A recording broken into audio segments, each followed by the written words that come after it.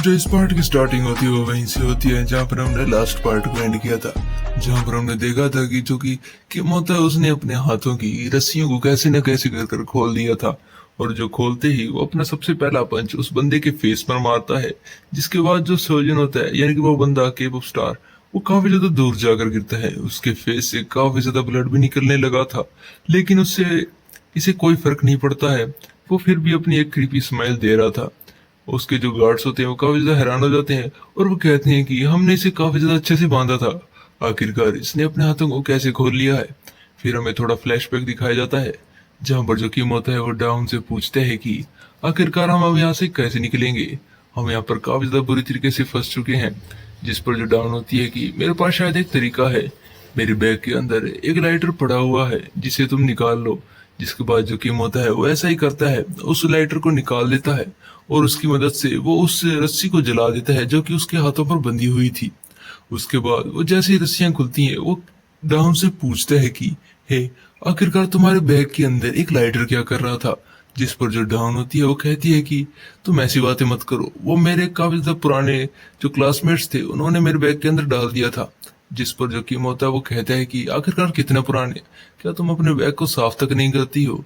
जिस पर जो डाउन होती है वो गुस्सा होते हुए कहती है कि तुम मेरी माँ बनने की कोशिश मत करो, तुम मेरी माँ नहीं हो जो तुम मेरी इतनी ज्यादा फिक्र कर रही हो। वो दोनों ऐसे ही लड़ रहे थे, लेकिन जो उन्हें तभी याद आता है कि वो काफी ज्यादा बुरी सिचुएशन के अंदर हैं जहां पर वो हर तरफ से गुंडों से घिरे हुए हैं। तभी वो अपनी फाइटिंग स्टैंस लेते हैं और उन गुंडों की तरफ देखते हैं, यानी उन गैंगस्टर की तरफ देखते हैं जो कि उन्हें ही देख रहे थे। और जो डाउन होती है वो इतनी ज्यादा घबराई हुई होती है कि वो पूरी तरीके से कांप रही थी। जो किम होता है वो तो अपना फाइटिंग स्टैंस को स्टेबल रखा हुआ था क्योंकि उसे थोड़ी बहुत फाइटिंग आती थी, लेकिन जो डाउन होती है उसे बिल्कुल भी नहीं आती, इसलिए उसे पता ही नहीं था कि आखिरकार वो कैसे खड़ी हुई। लेकिन जो वो केप ऑफ स्टार यानी कि सोजिन था वो काफी ज्यादा क्रीपी स्माइल दे रहा था। अभी तक वो पीछे बैठे हुए था, तभी उसका पास एक बंदा आता है और वो कहता है कि बॉस, ये लीजिए एक कपड़ा ताकि आप अपनी नोज से निकलने वाले खून को पहुंच कर सकें। जब वो किम की ओर देखता है तो किम काफी ज्यादा घबरा जाता है और वो सोचता है कि ये फाइट वैसी नहीं होने वाली है जैसे कि मैंने स्कूल के अंदर लड़ी थी, ये उससे काफी ज्यादा अलग है क्योंकि वहां पर थोड़े से ही बंदे थे जिनसे मुझे फाइट करनी थी, ऊपर से वो बिल्कुल भी ट्रेंड नहीं थे। लेकिन ये बंदे काफी ज्यादा ट्रेंड है, ऊपर से ये काफी ज्यादा है और इस बार तो शायद मैं बचने वाला भी नहीं हूँ। तभी हमें देखते हैं कि उन सभी बंदों का इंट्रोडक्शन बताया जाता है जहां पर सबसे पहला बंदा जिसकी स्पीड काफी ज्यादा तेज थी, और दूसरा जिसकी स्ट्रेंथ काफी ज्यादा थी, तीसरे के बारे में कुछ नहीं बताया जाता। और ऐसे ही कर कर काफी ज्यादा बंदों की जो पावर्स होती हैं उन्हें बताया जाता है। जोखिम होता है ये देख देख कर काफी ज्यादा डर रहा था क्योंकि उसे पता था कि अगर वो इस फाइट में इन्वॉल्व हुआ तो वो कभी भी नहीं बचने वाला है। तभी जोखिम होता है वो इतना ज्यादा घबरा जाता है कि उसके मन के अंदर एक आदमी आता है और उससे कहता है कि हे आदमी, तुमने तो काफी ज्यादा बड़ी बड़ी डींगियां की थी ना, अब तुम्हें क्या हो चुका है।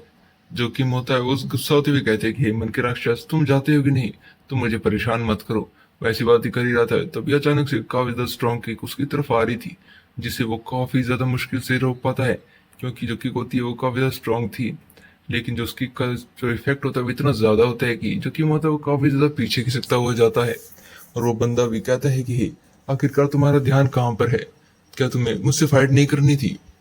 तभी जो किम होता है वो पीछे देखता है जहां पर जो डाउन होती है वो काफी ज्यादा घबरा जाती है क्योंकि जो किक होती है वो काफी ज्यादा स्ट्रॉन्ग थी और उसे भी पता चल चुका था कि जो किम है उसे काफी ज्यादा दर्द हो रहा होगा।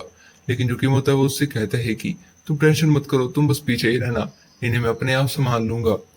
फिर जो हमें कुछ समय पहले का सीन दिखाया जाता है जहाँ पर वो बताता है कि जो वो उसकी जॉब थी वो एक वेबटून आर्टिस्ट की थी और हम देखते हैं उसकी एक वेबटून के अंदर एक कैरेक्टर काफी ज्यादा बुरी तरीके से मार खा रहा था। और जो उस कहानी का जो मेन कैरेक्टर था वो उसे काफी ज्यादा बुरी तरीके से मार रहा था और जो बाकी के बंदे होते हैं वो उस एमसी को देखकर काफी ज्यादा गुस्सा कर रहे थे। जो बंदे होते हैं वो बाकी सारे काफी ज्यादा गुस्सा होने की वजह से वो उसे काफी ज्यादा बुरा कह रहे थे। लेकिन जो मेन कैरेक्टर होता है वो कहते हैं कि हे, तुम वहां सब खड़े क्या कर रहे हो, मैंने उस लड़की से प्यार किया है और मैं प्यार के लिए कुछ भी कर सकता हूँ और उस लड़की को बचाने के लिए मैं तुम सबको कितनी भी बार मार सकता हूँ। ये सुनने के बाद वो बंदे होते हैं वो काफी ज्यादा गुस्सा हो जाते हैं और उसकी तरफ मारने के लिए बढ़ते हैं।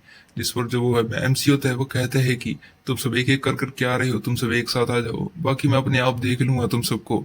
वो बंदे ऐसे ही करते हैं और सभी के सभी लोग उसके ऊपर एकदम अटैक कर देते हैं। लेकिन जो किम होता है उस एपिसोड को वहीं पर रोक देता है और कहता है कि इसके आगे के एपिसोड को लिखने में मुझे काफी ज्यादा परेशानी हो रही है। अगर मुझे इसके अगले एपिसोड को लिखना है तो मुझे किसी ऐसे बंदे से मिलना होगा जो कि काफी ज्यादा फाइटिंग में एक्सपर्ट हो। फिर जो हमारा सीन होता है वो सीधा यहाँ से चेंज होता है और हमें एक क्लब का सीन दिखाया जाता है।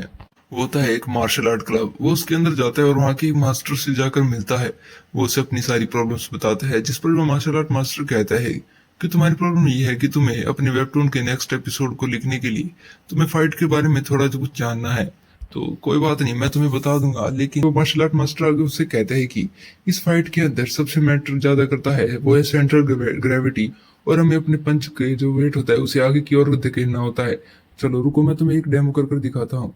और वो उसके बाद अपने पंच को एक जो उसके पीछे आ रहा है एक बंदा जो कि उससे कह रहा था मास्टर मास्टर करके बुला रहा था, वो उसके ऊपर मारता है और वो बंदा काफी दूर जाकर गिरता है और उसके फेस से ब्लड भी निकलने लगा था। लेकिन उस बंदे को अभी तक नहीं पता चला था कि आखिरकार उसके मास्टर ने उसे मारा क्यों है। इस चीज को देखकर तो जो किम होता है वो भी काफी ज्यादा घबरा चुका था। और इसी के बाद जो एक और बंदा होता है उसे डेमो दिखाने के लिए उसी गंजे बंदे को उठाता है और उसे एक जमीन पर पटक देता है और उससे कहता है कि इसी सिचुएशन में हम ऐसे एक्ट भी कर सकते हैं। लेकिन जो इस चीज को देखकर वो किम होता है वो काफी ज्यादा घबरा रहा था। ऊपर से जो गंजा बंदा होता है उसे अभी तक नहीं पता चला था कि आखिरकार इस बंदे ने भी उसे क्यों मारा है। और ऊपर से एक और बंदा आता है और वो उसे अपनी लातों के बीच फंसाकर उसकी सांस को रोक देता है और किम से कहता है कि ये देखो तुम ऐसे भी एक्ट कर सकते हो, और कहता है कि जल्दी से एक फोटो भी खींचो मेरी। जो किम होता है उसकी फोटो तो खींचता है, लेकिन वो अभी भी काफी ज्यादा घबरा रहा था। और वो जो गंजा बंदा होता है उसे अभी तक नहीं समझ आ रहा था कि आखिरकार उसके साथ आखिर ये हो क्या रहा है। और तभी एक दूसरा बंदा आता है जो कि डेमो के नाम पर उस गंजे बंदे के फेस पर पंचिस मार रहा था, जो कि उस गंजे बंदे को अभी तक नहीं पता चल रहा था कि आखिरकार ये बंदा भी उसे क्यों मार रहा है। और उसके साथ ऐसे ही करते करते काफी ज्यादा बंदे लोग उसे डेमो पर डेमो देते ही जा रहे थे। जो कि मोता वो कहता है कि उस टाइम मैंने उन टेक्निक्स को नहीं सीखा। मैंने सोचा कि मुझे इसकी कोई जरूरत नहीं है, क्योंकि मेरी जब से मैं फादर बना हूँ मुझे उन सभी की कभी जरूरत नहीं पड़ी लड़ाई होने की। जब वो सोचते हैं कि काश मैं उस टाइम मैं उस फाइटिंग स्टाइल को सीख लेता। फिर जब प्रेजेंट टाइम में आते हैं जहाँ पर वो अभी भी वहीं पर खड़ा हुआ था, वो सोचते हैं कि क्या मैं उन बेसिक फाइट टेक्निक से क्या इन सभी को मैं हरा पाऊंगा। तभी जो उनमें से